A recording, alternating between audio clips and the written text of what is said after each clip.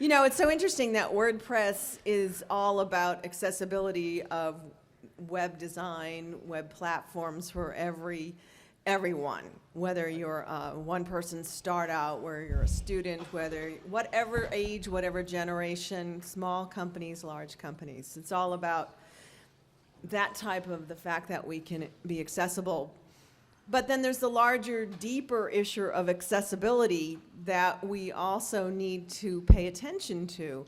And we're lucky that our final two sessions today are going to touch on different elements on that. We're lucky now to have Lora Williams with us. Lora is a web content manager for A2 Advertising, local food service firm, and marketing for grocery stores. Yes. So that means we buy more in the grocery stores, thanks to Lora.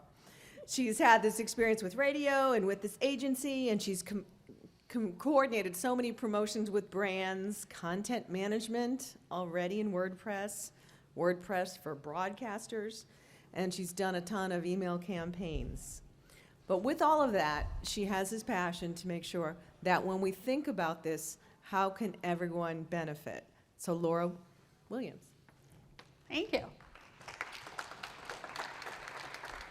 I am pretty loud, so there should be no problem, but if there is a problem, let me know, and I am happy to always be louder. So I'm going to talk briefly about ADA accessibility, and I'm going to kind of talk about this on more of a basic level. If you don't know a lot about WordPress, or you own a small business and you're not really sure what to do, I'm just going to talk about the basic stuff. There's a lot of nitty-gritty that you can talk about, and I'm not going to do that for two reasons: for you, and also it's easier for me. So why should you make your website compatible? This is why. So if you don't follow a lot of like lawsuit news, which is probably better for your mental health that way, a lot of major brands have been sued in the last few years over ADA accessibility. So they've gone after Domino's, Beyonce, how dare you, Burger King, yes, even Playboy. So why do you want to have an ADA accessible website? One would be obviously to avoid lawsuits. Now, those headlines were all about major brands, but there are a lot of groups out there that unfortunately will prey on a lot of smaller brands as well. And I'm not trying to put the fear of God and the fear of the law into you, but it is something that on my journey is what kind of made me more aware that ADA accessibility was something that our grocery store websites were missing, is that a major grocery brand was sued for not having an ADA accessible client. And obviously our brands came to us and they were very worried about that. And they said, what are you doing to make our website more ADA compliant? And my boss and I looked at each other and we were like, I don't know what we're doing. So then we figured it out, as all good people do. So so you don't want to get sued, point number one. Reaching a wider audience. So if you are catering to someone who has a visual impairment or a hearing impairment or has some sort of sensory disability, you can now cater to them. They're a piece of your audience, just like every other piece of your audience, whether you're a blogger, whether you're e-commerce, whatever. Also, it's good PR. And more importantly, it's great SEO. Google does know if your website is accessible, if it has alt tags on images, which we'll get to, if it has some of the basic components. Google knows that, and they will add that into your giant cornucopia of SEO that, as we all know, is more about a billion different things than just one thing. So it's good to throw that in there. Also, it's the right thing to do, TM. So who are you reaching? Obviously, the biggest one, which John before me, thank you for giving my whole presentation for me. Appreciate it. I'm just kidding, it's fine. So first and foremost, you are talking to people who use screen readers. The two most popular screen readers are actually browser extensions, so it's not necessarily a separate device that people are using, it's just something that they use in Internet Explorer. Internet Explorer and Firefox are the two most popular browsers that are used with screen readers, which is disgusting, but that's fine. Colorblind users, which is something that not a lot of people think about, but the colors that you use on your website are incredibly important. as well as hard of hearing persons, and then people who are sensitive to stimulus. So that includes people who can't handle flashing because they have seizures, or people who are on the autism spectrum or can't handle a lot of stimulus coming at them at once. People with slow internet connections, and mobile users. So this is an interesting thing. If you do a lot of alt text in your images, that is what will show to customers who have a slow internet connection instead of the actual image. Instagram actually rolled out this feature not that long ago where if you go into your advanced settings on your photos, you can actually add alt text to your photos so that because as we all know, the caption of an Instagram photo is very rarely what the photo is actually of. It's some sort of like inspirational quote that actually has nothing to do with the fact that you're standing on a beach. So you have the alt text there so that if someone is using some sort of screen reader, they can understand what the picture is of. Also, if they're in a low internet environment, Instagram will actually just show that alt text instead of showing the image. And you're going to, especially with a lot of our grocery stores are in super rural areas, so having websites that their customers can easily access and understand is really important. And similar thing with mobile, because oftentimes you're not going to have all the full bars that you will, especially if you're driving through the middle of Kansas like I did last weekend. And then so we'll talk about who I am and why I feel like I am qualified. I'm not, but I have been doing web and email for a while. I spent 5 years in radio kind of figuring it all out. I am not a coder. Also, in opposite of our keynote speaker, I love bullet points. So they're all bullet points. I'm not a coder. I'm not a developer. I mostly do content edits, writing content. We have a developer that sets up the website, and then I go in and like make it pretty and add all of the necessary things and the plugins and all of that stuff. And I am a promotions professional. I like to say I've been doing radio promotions and then grocery promotions since I started with my career. However, I don't think of me as a professional person. I'm also an avid traveler. Every picture in this presentation is a place that I've actually been. And I'm a charity gamer, so I work with Extra Life, and every fall I will play games for 24 hours for charity. And I have, in the last 6 years, raised over $25,000 for KUMID. So that's kind of who I am outside. That's me winning $10,000 in a competition earlier this year, so that's why I was very excited. Okay, so before I'm going to give you 4 easy steps to make your website more accessible. And then there's a little bit of extra credit at the end in case you like to do more than just the 4 things. But beforehand, I want to talk about the ADA.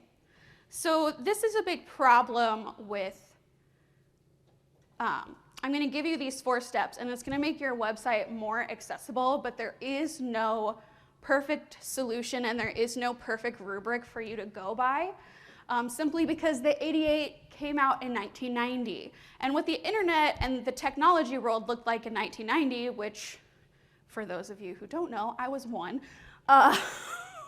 is a lot different than it looks like now.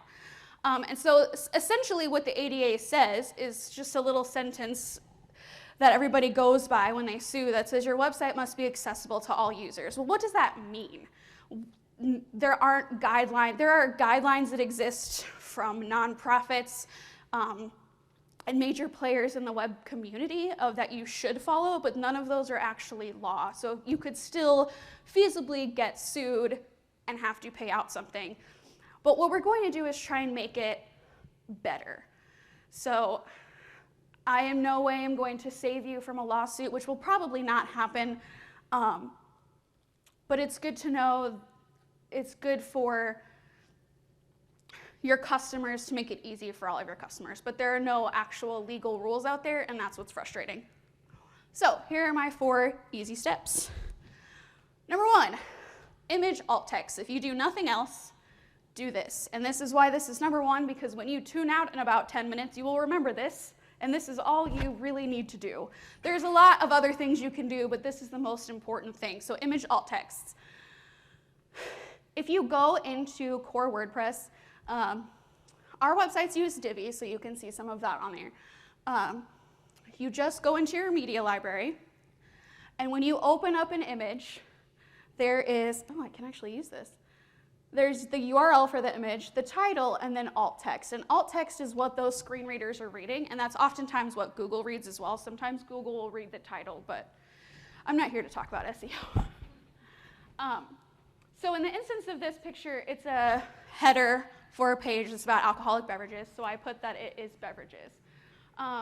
In the instance of the logo, I would put the name of the company, etc. And this is easy. You don't have to have a plugin to do this. Any WordPress site will have this built into the media library. And all you have to do is just give a description of the picture. So if your logo has like a built-in information with your phone number or your address, you would want to put that in the alt text as well, because even though it's text, it's still an image, and Google or your screen readers are not going to read that. So you want to make sure you have a description. This last note is a point of contention for some people, but it is my opinion that decorative images should not have alt text, and here's why. If you say on this beverage page, the header says beverages, and it is an image, so I have a description that says the word beverages. But say I have a picture of a wine glass that's just there to be like decorative and pretty because I don't have much on my page, so I just put a couple pictures on there to make it look fuller. Not that I've ever done that. Okay, what you don't want is those kind of decorative images that don't serve a purpose, that don't give any value to your content, and don't link out to anywhere else to have an alt tag. And that is because it just kind of clutters the whole thing, which I'll kind of get into later on. But when you're dealing with a screen reader, you want it to be as simple as possible. And so you want your customer to get all of the valuable information, and they don't care about a picture of a wine glass. They just want to know, where else can I go on the site? What can I buy? What can I do? And your website can get cluttered with a lot of things in code that people with disabilities can't or don't want to have to deal with. Next, easy to read content. So number one is your font styles. Please don't use serif fonts and cursive fonts and like pretty curly Q, like sort of Pinteresty fonts, because there are a lot of people who can't read those. And that's not just older people, but I did listen to the radio this morning, and there was someone who was in high school who had never been taught to read nor write cursive, so they then would not be able to read any sort of cursive font on your website. And this is not targeting someone with a screen reader. Obviously, if they're using a screen reader, the screen reader will read whatever the font style is. But in the case of someone who is older, who maybe just doesn't see very well, a curly font that is difficult to read, you're going to be losing the interest of the customer. And the same goes for the font size. If your font is really small, or there's not a way for the customer to make the font bigger on your website for whatever reason, then they're going to be losing whatever valuable content or product you're trying to give them information about, because they simply cannot read it. When it comes to capitalization, if you were using capitalization to emphasize something in a blog post, or any piece of content that you have on your website, screen readers will not know the difference. They will just simply read that word in the same sort of monotone tempo that they read everything. So if you're just relying on capitalization to emphasize a point, it might get lost. Same with colors. And colors is twofold. So one is when you're talking about emphasizing something, and I'm not talking about a link. A screen reader can tell the difference between a link and just a regular sentence. But if you're trying to emphasize a point using a different color, once again, a screen reader has no idea what color the text is, nor does it care. So you want to make sure that you're emphasizing your point using punctuation or something like that. The second thing with colors is with the colorblind population. So it's later on in my presentation, but there is an example of a client that we have that's Ramey's Marketplace, which is a grocery store that we have, and their sort of branding is red and blue, which is actually the most popular, like, color blindness is red and blue. So their logo is red, and what they wanted was for the header of their website to be this like light blue color, kind of like this lanyard. The problem is that when you have red and blue like that, certain people who have color blindness cannot actually distinguish those two colors from each other, so then it would just be one thing, just one color, and they would have no idea what the logo was, or depending on the colors of your navigation, what that would be like. So you really want to try and have as sort of like distinguishing colors as possible. Our navigations are all just white and black because we're boring, but it's easy that way. Everyone can read it. Because I actually know somebody who was a music professor of mine, so they went into the perfect field. They could only see in tones of black and white. They couldn't see any colors whatsoever, which is perfect for music because music's in black and white. But it wasn't so great if they were to work in this field where they're trying to design things. And they're an internet user, because everybody's an internet user. So you just want to make sure that you're being really careful with the color choices that you're using and the color palette of your website. Number 3 is page organization. This kind of goes hand in hand with your SEO. There was a survey by WebAIM, which I'll get to later. They're a nonprofit that deals a lot with website accessibility. And they put out a survey of people who use screen readers. And they said 67% of them use headlines to navigate a page. So whether it's a news article, a blog post, or something that has a lot of content, they're actually using the screen reader and the tabbing features to just go through the headlines to figure out what part of that content is actually relevant to them. So if you're not using the appropriate H1 tags or H2 tags, or dividing your content where it's easy to be read either by Google or by a screen reader, that person could potentially just click away because they don't want to read the 2,000 word blog post that you so delicately, wonderfully crafted. They might not have the time for that, or they might not be able to understand it because it's not organized for them. And then one thing that is important to me is your homepage button. So a lot of websites, your sort of return back to the homepage is the logo, or a little picture of a house or something in your header navigation that returns the user back to the homepage. And that's not exactly what you want to do, because even though screen readers will pick that up as a link, it can kind of muddy the waters. So it's easiest if you actually have a word that says home, or whatever you're calling the front page of your website, on the navigation, and it's actually a word, and then that will take them back to the front page of your website. So we have integrated that on all of our websites to make it easier. Also, call out my mother here, who texted me in all capital letters earlier today. This is how my mother uses technology. My mother would not know that in order to go back to the front page of a website, she should click the logo. She's not a savvy internet user, so if there is a button there that says home or front page, it's easier for her as an older person who doesn't know a lot about the internet to navigate a website when the navigation is extremely clear. And if I talk really fast, you can tell me to slow down. I'm a fast talker. Number 4, your extras. So this is like my catch-all of everything extra that might be on your website. So first, video caption. So if you have video content on your website, it is highly suggested that you have captions on that video for the hard of hearing community.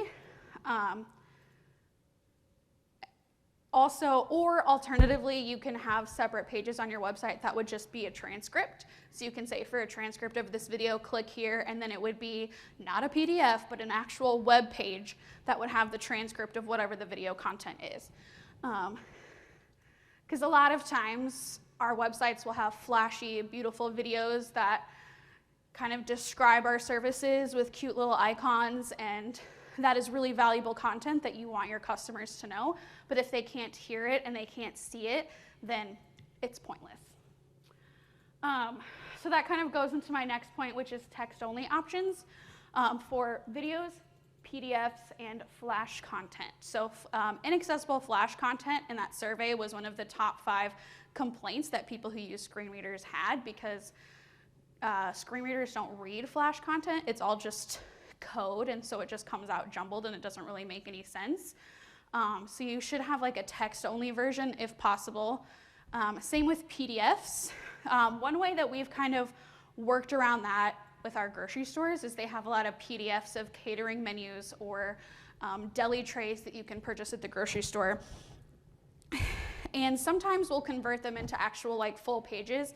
But if it's something that changes frequently, like on a monthly or a weekly basis, I just change the alt text. I'll usually upload it as like a JPEG instead of a PDF because PDFs aren't mobile friendly either. I'll just upload it as a JPEG, and then the alt text for the image will say something like, please call our store at blankety blank to talk to a representative about the menu, or something like that. So there is some sort of other option for your customer instead of just having an entire menu that is inaccessible, or you having to write out an entire menu, because that is also not feasible because you don't have time for that, especially if it does change on a weekly basis. So we just have an extra service that says just call the store, and then you can, and in the case of catering, they'll probably want you to call the store to order anyway, so it works kind of twofold. No autoplay on videos. So this kind of goes more in these last two, autoplay and flashing content kind of go into the realm of people who are sensitive to stimulus. So auto-playing videos can be very overwhelming to people on the autism spectrum or that have ADHD or other kinds of issues where you're scrolling through the website and it starts playing automatically, and there's sound and there's moving pictures, and it can be really overwhelming and also can affect the speed of your website as well if it's just loading all of this stuff and automatically playing.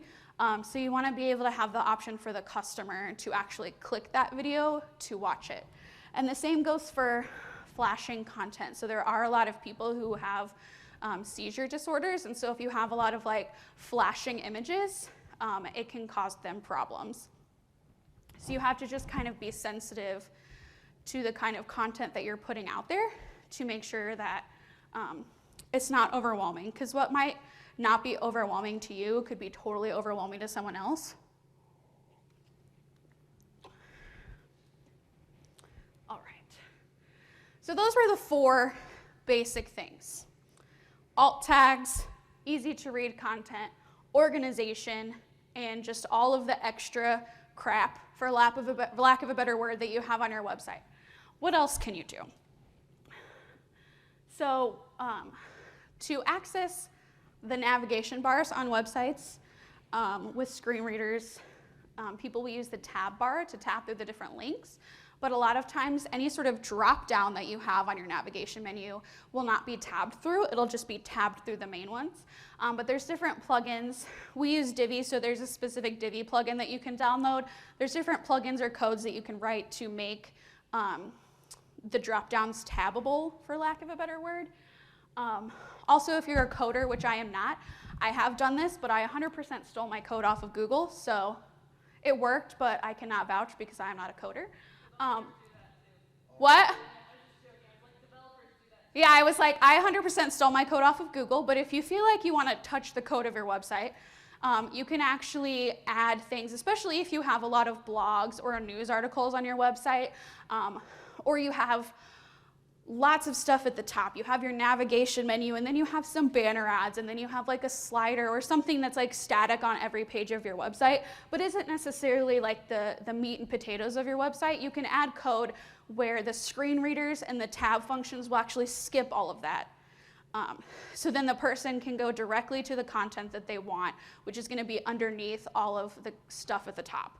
And that's really helpful because when we go back to decorative images, there's so much that's on your website that screen readers are trying to read that it can be really, really confusing. So if you're able to kind of bypass the unnecessary items, either by not having alt text on images or by having a skip content option, it can be really beneficial to customers with disabilities. And then next, if you have forms on your website, whether that's a contact form, an employee application, an ordering form, it is very advised that the label for your form is not inside of the box because the screen reader cannot read what's inside of the box. You want to have it on top of it. Does that make sense?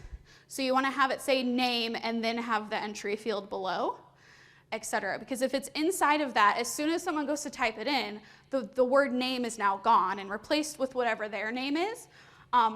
Also, it's not readable because it's technically coded in there, no matter if you're using a plugin or if you're not.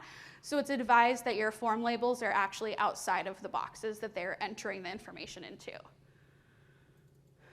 Oh, and I missed this like nice little stat up here, but my boyfriend works a lot in assistive technology, but it's interesting to me that when asked, people with disabilities are not concerned so much with the technology that they're using, but they believe that it could be fixed by just better websites. So it's now the responsibility of us to make sure that our websites are better and easier to read. What's interesting, this is kind of an aside, but an interesting article that I read earlier today, actually. There were the Democratic debates already, but that's not what I'm here to talk about. What I'm here to talk about is that all of the first night of the debates, an independent group of people in the disability community went and actually rated the websites of the people in the debate on how accessible their websites were, and they all got like sort of average ratings. Like there was a lot of content on their websites that weren't actually accessible by people with disabilities.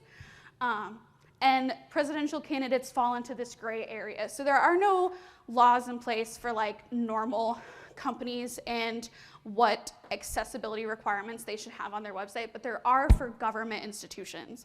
And presidential candidates fall in this gray area of they're not a government institution, but they kind of work for the government, so do they have to fall in those guidelines?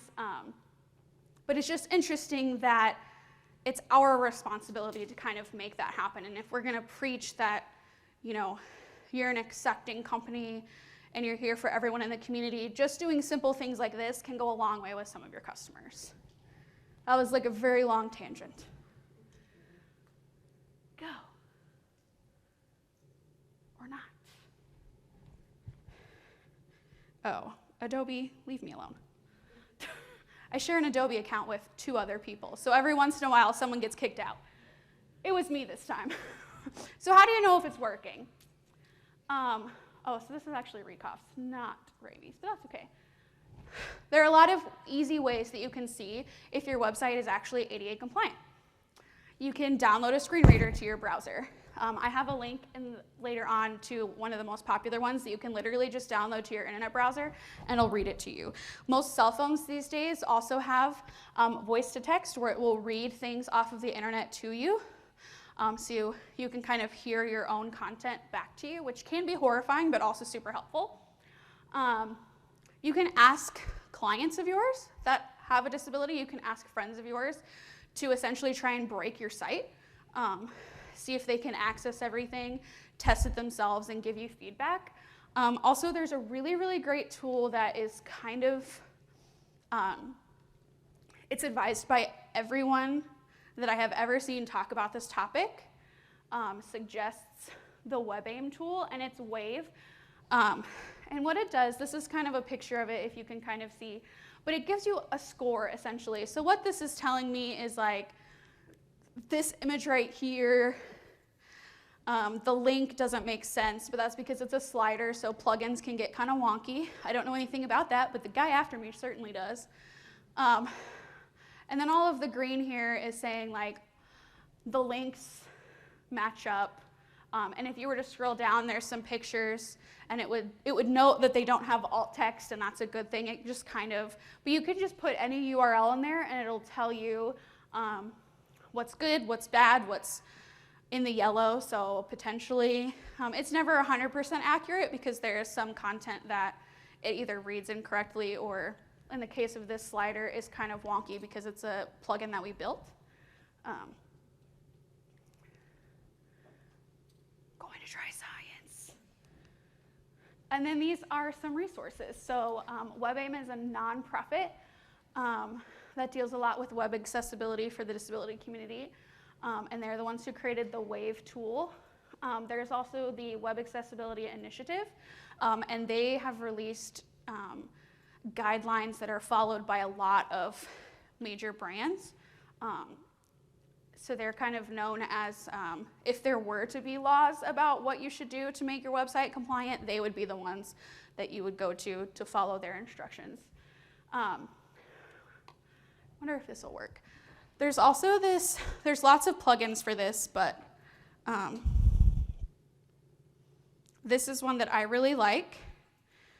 And what this does, it's actually a user-facing menu. It did not show up, my bad.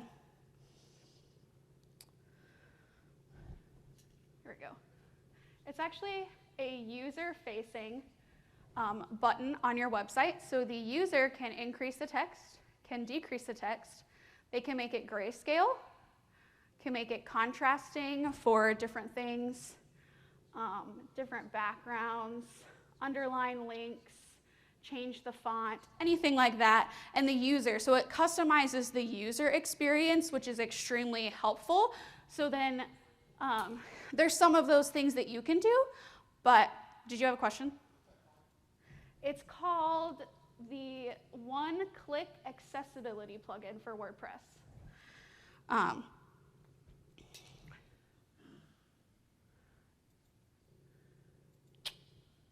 Then the NVDA screen reader is one that you can download into your browser. There's the Chapter 5 of the ADA, which does discuss web accessibility very briefly and not very well. And then there's lots of WordPress blogs and resources out there. There's a ton of resources out there now about ADA accessibility. I just talked about a few things, but if you really want to get into the nitty and gritty, there's lots of resources out there for WordPress or else. And that is pretty much it. Thank you. I went a little fast, so does anyone have questions, or do you want me to go back to something? I can do that. Yes. Yes.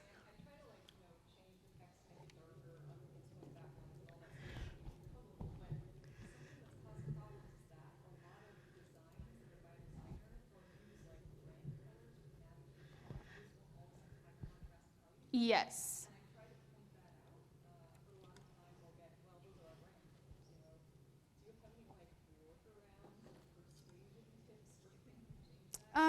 Persuasion is tricky. So her question was, a lot of clients just want their website to be their brand colors. It's all about the brand, it's all about their colors, whether they like their colors or not. I've had several clients who hated everything we created because it was their brand colors, because they just didn't like them. But there's nothing I can do about that.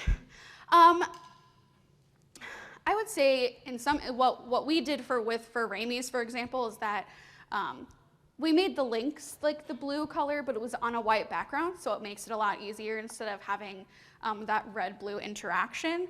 I'm not great with Persuasion, so I don't have a lot of that, but you could possibly, if they're using WordPress, suggest something like that accessibility plugin to them, because then to them, their website will look great, but if someone does need some sort of contrast, then the user can do it themselves. I'm sure there's other plugins out there like that. That's just the one that I have used.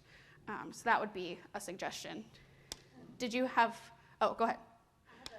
Yes, please.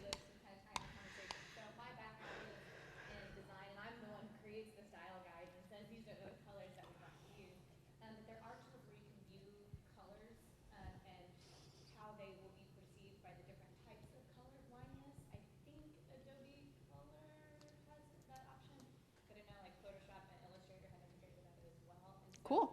One thing that I would be open to if someone came to me with that kind of concern would be to, and I don't know if your designer is aware of that or not, but kind of showing what those look like with those certain color lines might help. Yeah. Show some of that evidence as part of that persuasion. And well, we don't want that because of this. It kind of has this disconnect. Like it's not based on you. It's just kind of like Here's some proof. Yeah.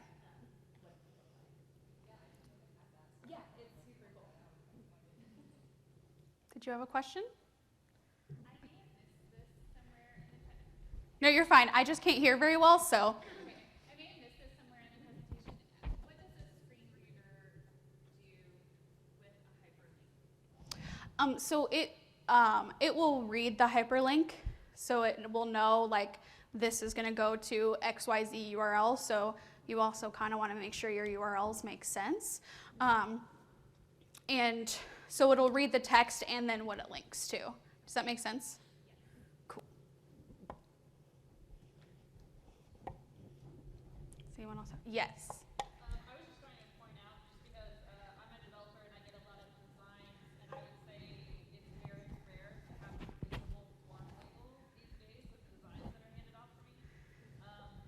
It is possible to make labels to where screen readers can read them, Sure. but they're not visible on your site, so you can still get that aesthetic if that's what your Sure. designer wants, but not, ruin that. Yeah. And you can do that across the board. Are you talking about ARIA labels? What? Are you talking about ARIA labels? She's talking about if you want the aesthetic of having the name of the label in the actual like box, that's what you're talking about, right? That you can code it that way. Right. Using ARIA? I mean, I think that sometimes that's involved, but there's also just like, ways to hide. It's kind of like WordPress has some built-in classes that do it also, like with like visibility. Well, is it visibility hidden? There's one that's just for screen reader. It might just be screen reader text, but it's a built-in like WordPress class that you can use across the board, and you can do that on like links. So you can have like a visible part of the link and then code something just for screen readers that's like longer.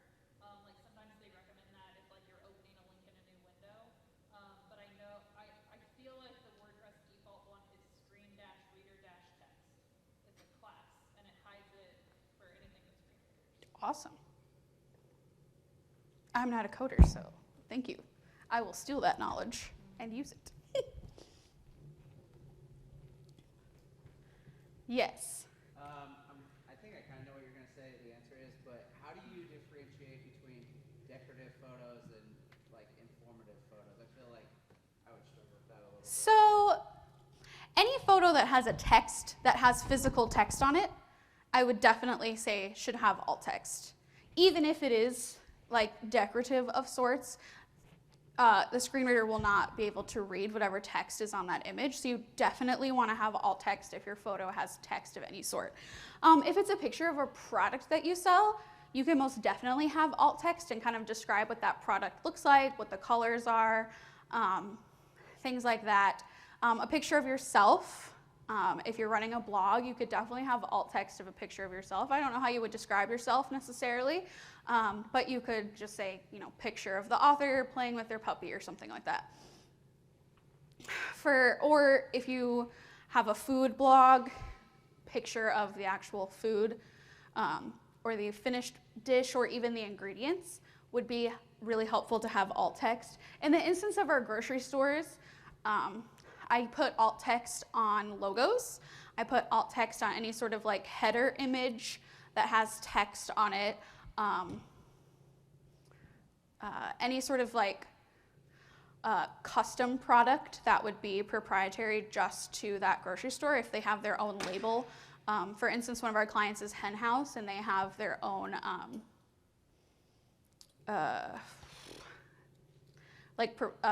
signature items is the word. So anything that would be like proprietary to them. But in the instance of like a produce page that just has like a picture of generic stock image produce, I don't put alt text on that because that is not a necessary thing. I would say, I guess mostly if it's like a stock image that you're just using, or a divider that's like some sort of pretty curly thing that's dividing the two pieces of text that serves no function to somebody with a screen reader. It serves a function visually, but what would be a better functionality would be to have a clear headline distinction. Does that make sense? Do you have is there something that you were specifically asking about? No, so I'm not a designer and a developer, but sometimes I struggle with, one of my coworkers does a lot of the alt text, so I don't know like what she needs to label and what she doesn't need to label. Mm-hmm. I would say it just depends on like what your design is. If there's anything that you're just simply using because you think it looks pretty, that's probably not a necessary element. What if the image is text, like in typography, do you still need to use alt? I would 100% use alt text because if it's saved as any sort of like JPEG or PNG or some sort of image file, it's not going to be able to read that as text. Does that make sense? So you would definitely need to have alt text. And if it's a lot of text, you can put all of it. Or in the case of like a menu or something like that, you can have it click out externally to just a text version of that. Like a lot of restaurants these days, they'll have their menu and then they'll also have the option to download a PDF. So you can kind of do it that way. It just depends on like what your business is. To my knowledge, there is not a limit, but I could be completely wrong. So if someone knows if there is a limit, please let me know, but to my knowledge, there is not a limit. But as with anything, if you clutter it too much, it'll be just a mess for everyone involved. For you and the person like reading it. Yes. Is there something to easily go for more than one picture at a time? Probably. I'm sure there are tons of plugins out there that you can use for alt text. I just used WordPress core because it's the easiest and everybody has it. I'm sure there are lots. I cannot recommend one, but maybe someone else here can recommend one that I'm sure would probably kind of like an SEO plugin, just have it all where you could just like type it in like a row, but we just do it one at a time. But it doesn't really take that long either. And also an important thing to note is that if you have like old pictures that you're not using anymore, to kind of delete those from our media library for a lot of reasons. Better for like SEO, so that Google isn't just reading a bunch of BS that's on your website anymore. And then that also eliminates the amount of pictures that you have to use alt text for if you're going through in one instance. That's just like the last thing I do on all of my websites is just go through the media library and do alt text for all my images as my last step.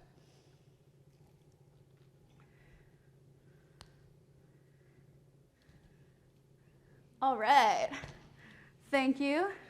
This is the hostel I stayed at in Japan. It was amazing.